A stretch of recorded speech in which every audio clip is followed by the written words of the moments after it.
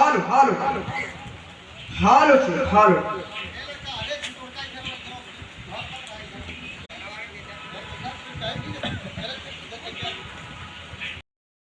सदा झुकई बई माथे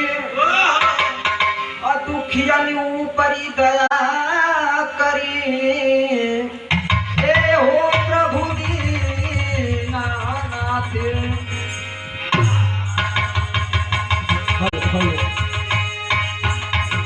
पर्वतों के शीश पर पर्वतों के शीश पर माया आपकी जयकार हो श्रद्धा सुमन अर्पित करूं स्वीकार हो स्वीकार हो।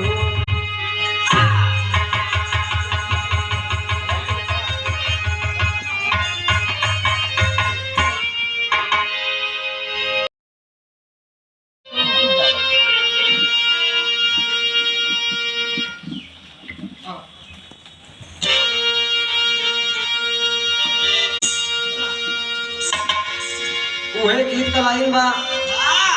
कौनो में हरारू अपने मर्द से कहत बा का कहले बा मास्टर भैया ने बजा के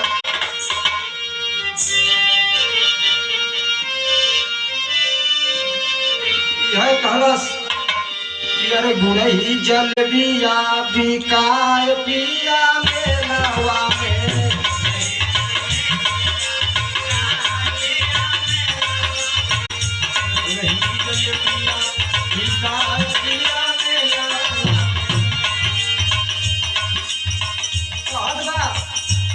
गुरही जल बिया बिकाय पिया मेलवा में गुरही जल बिया बिकाय पिया मेलवा में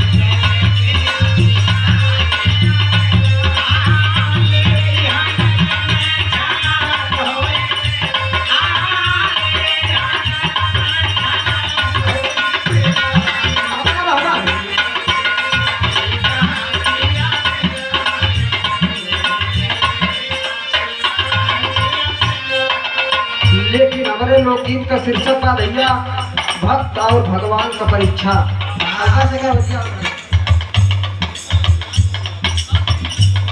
ठीक है गाना है गाना में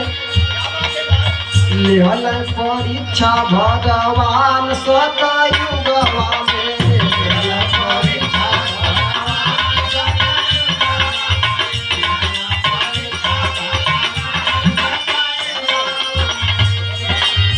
मोरन ध्वज से आरा चलवा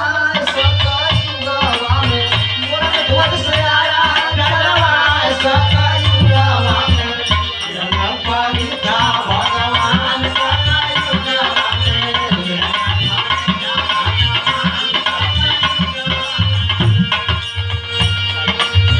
राजा रानी अखिया से नीर न बहवल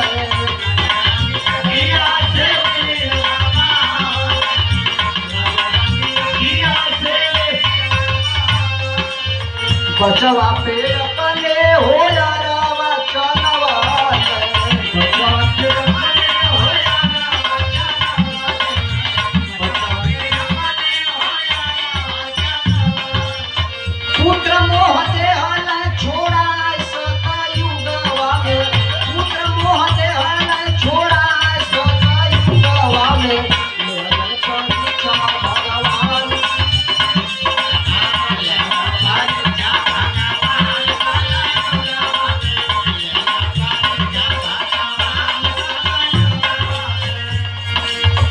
राजा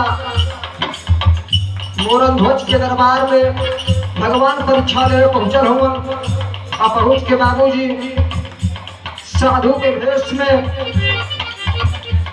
राजा मोरन ध्वज के दरबार में एकदम परीक्षा भई समय कम बार आई हम कहानी विस्तार से बताई भैया आप लोग जानते हो भक्त के आगे भगवान के झुके के पड़ाला लेकिन भगवान भी भक्त के आगे झुकल हुआ कहानी थोड़ा ज्यादा लंबा बस समय कम बा ये से आप लोग समझ ली राजा हरिचंद्र कहे हो राजावा छोड़वाले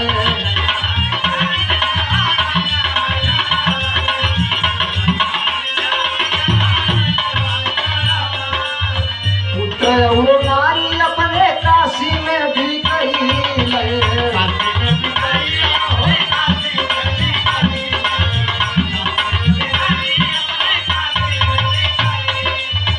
सत्यवादी के हलय बनाए सतयुगवा में सत्यवादी के हलय बनाए सतयुगवा में परीक्षा भगवान सतयुगवा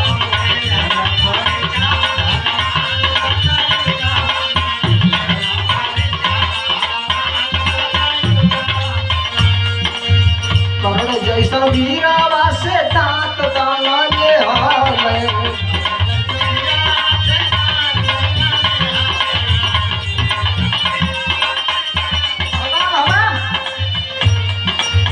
बगल में हथावा पे रसिया जरवाले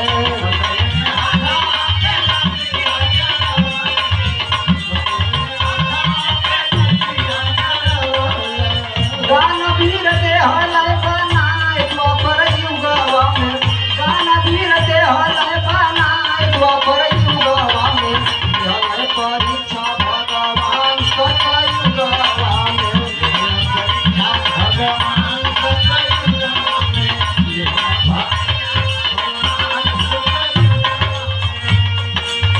गुरुवर बिहारी रमन स्वर्ग में परई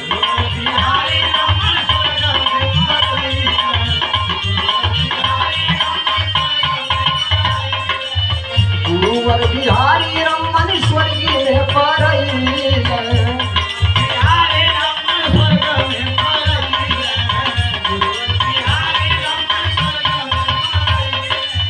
भोला भरत सिया राम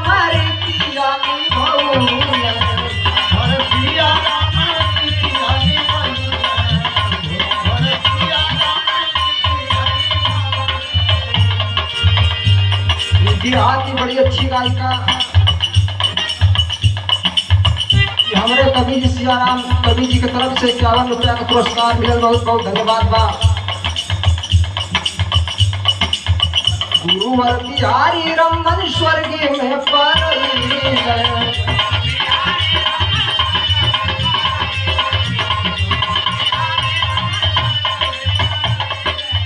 भोला भरत सिया राम रीतिया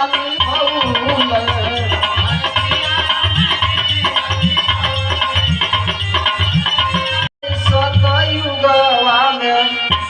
अरे रविंद्र राज कहले चेताए सतयुगवा में लेहल परीक्षा भगवान सतयुगवा